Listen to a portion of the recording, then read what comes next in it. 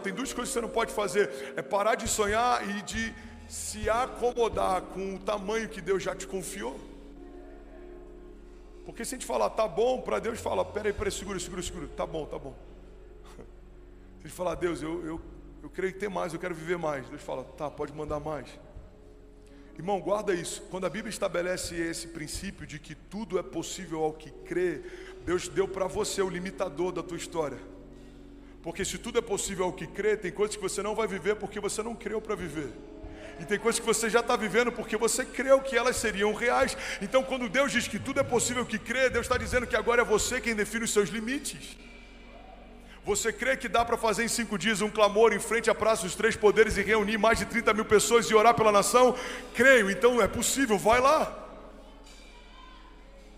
E se talvez a gente tivesse crido mais, talvez Deus teria feito mais. E se a gente não tivesse crido, isso não teria acontecido. Foi o único mover de clamor em toda a nação. 48 horas antes das eleições, ou talvez um pouco menos. Você crê que Deus queria ter levantado outros movimentos de clamor em Brasília? Eu creio, mas se a visão não é clara, a provisão não chega. Declara comigo, diga, a visão carrega toda a provisão que eu preciso.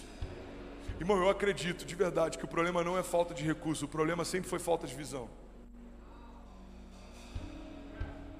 Na sua casa, no seu ministério, na minha casa, no meu ministério, na nossa igreja, Deus está pronto para financiar projetos que Ele já confiou.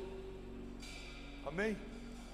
Eu vou correr para finalizar, eu sei que está calor. Semana que vem vai ter pelo menos 20 ar-condicionados instalados aqui. Amém? Alguém consegue crer comigo? Vamos crer, gente. Daqui a 4, 5, 6 semanas você vai poder vir até de casaquinho aqui, porque vai estar gelado aqui dentro. Só não espera só isso se tornar uma realidade para vir, tá, irmão? A fé é uma antecipação. Não vem só porque está gelado não, já começa a crer que vai estar gelado. Todo domingo você já traz um casaquinho e deixa no carro. Vai ter um dia que você vai precisar dele. Amém? O segundo pilar que eu queria compartilhar, e esse eu prometo que vou ser bem rápido para a gente terminar, é que assim como a gente precisa discernir a visão, a gente precisa proteger a visão. Fala para quem está do seu lado, você precisa proteger a visão. Olha que coisa interessante, irmão, olha para cá. Eu lembro que quando a gente começou Miami, eu já falei sobre isso aqui, mas vai ser novo para alguém. Eu aluguei um galpão, um warehouse no meio de um distrito industrial. Então era um galpão, 10 mil square feet. Me ajuda a calcular rapidinho quanto que dá 10 mil square feet em metros quadrados, mano. E aí a gente pegou, era um galpão vazio, sem parede, sem nada, não tinha nada, só tinha banheiro masculino e feminino, não tinha mais nada. E o único budget que eu tinha dava para comprar um pouco de tinta e fita. Aí eu comprei uma fita que nos Estados Unidos você usa muito para proteger alguns acabamentos quando você vai pintar. Sabe aquela fita azul que você coloca, tipo uma fita crepe? Aí você pinta em volta, depois você remove ela e aquele lugar ficou protegido. Falei, quanto é que a gente tem aí? Tem tanto. Falei, então tá bom. Aí fui na Home Depot, comprei alguns rolos de fita azul.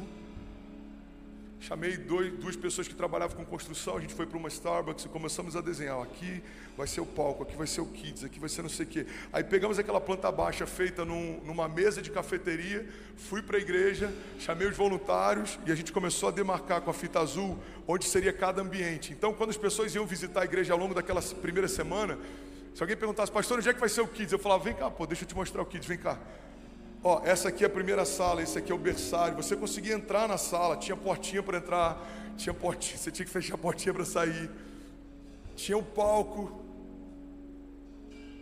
Por que eu estou falando disso? Porque eu lembro da alegria que era quando a provisão chegava e a gente tirava aquela fita azul. Cada fita que era removida era um milagre que estava sendo instalado.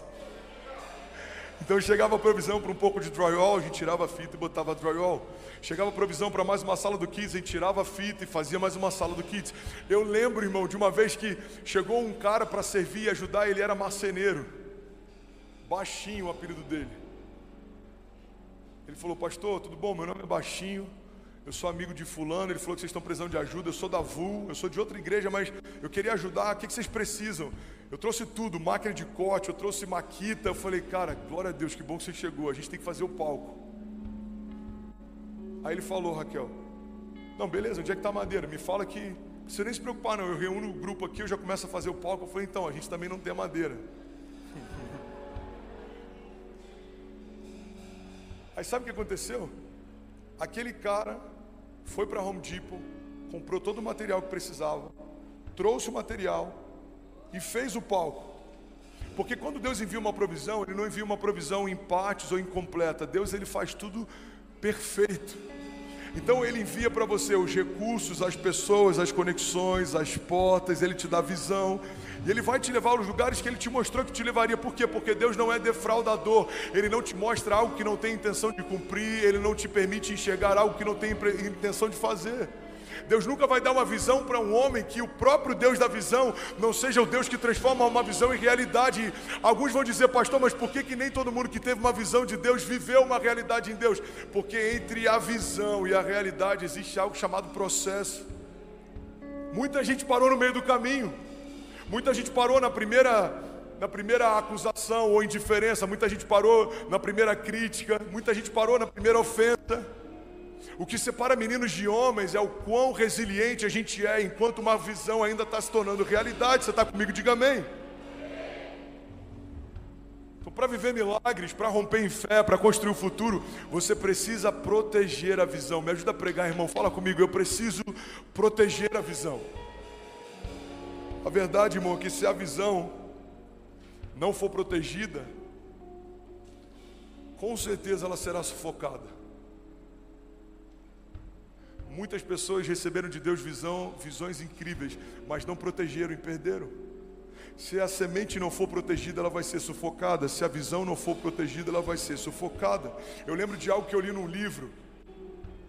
Eu não lembro o autor, mas ele contava uma história de uma cidade que o sistema de lixo entrou em colapso, os lixeiros entraram em greve. Olha que interessante.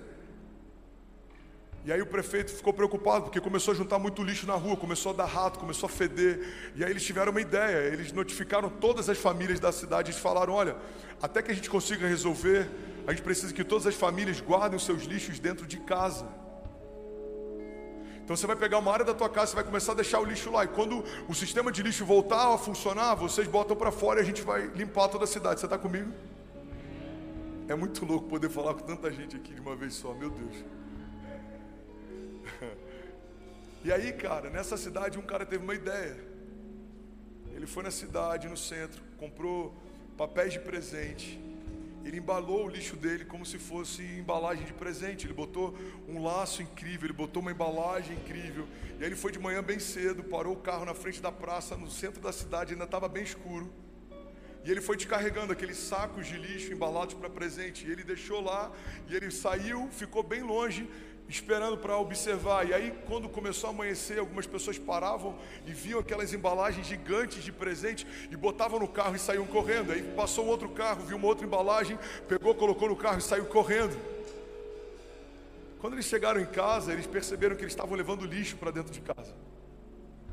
E sabe o que é interessante, irmão? Olha para mim. A gente pode ouvir uma história como essa e falar, cara, a culpa é desse cara que estava embalando lixo como se fosse presente, mas a gente precisa entender que a culpa também é de quem levou lixo para dentro de casa, como se fosse um presente. André, onde é que você quer chegar? Eu quero chegar num ponto, irmão. Qualquer um pode falar que você não vai conseguir, mas levar isso para dentro de casa, só você pode decidir se vai fazer.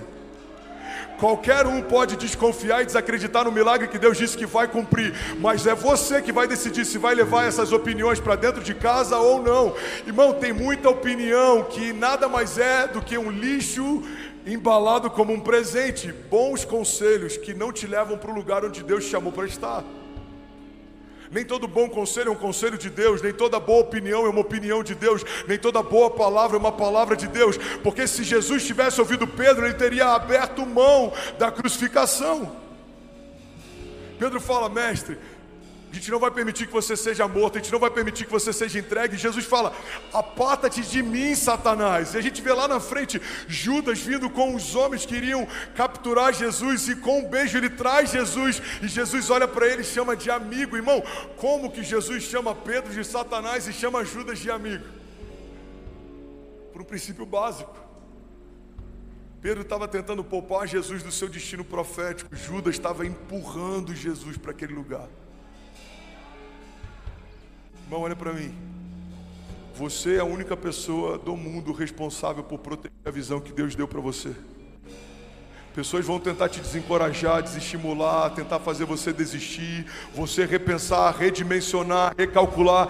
Por que não metade? Por que não uma parte? Por que não depois? Por que não? E a pergunta que a gente tem que fazer é: por que não agora? Por que não maior? Por que não do jeito que Deus me mostrou? Por que não crer no impossível? Por que não ver o impossível? Por que não crer no inacreditável? Alguém está aqui comigo, pelo amor de Deus, diga: eu creio que a fé não limita a Deus e Deus não limita a fé.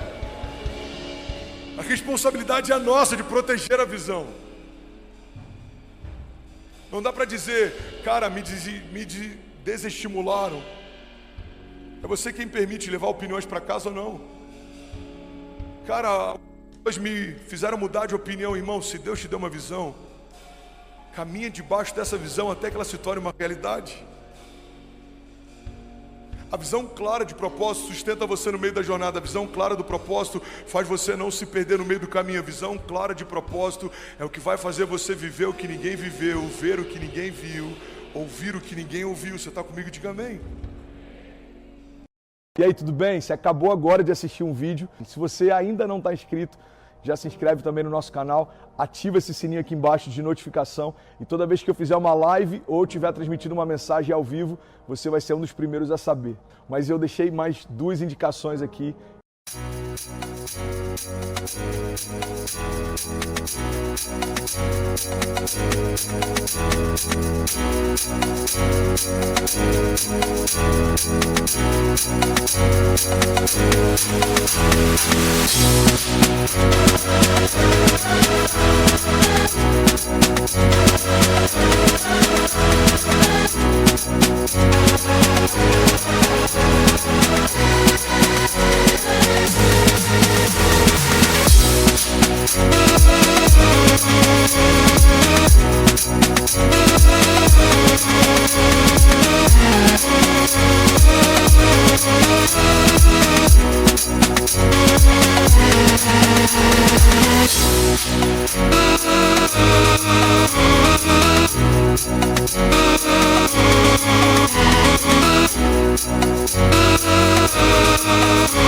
Que eu espero que façam muito sentido para você. Então já aproveita e clica para assistir a próxima mensagem, beleza? Seja bem-vindo ao time de incendiários e eu espero de verdade que essas mensagens mudem a sua vida como elas têm mudado a minha também. Até a próxima.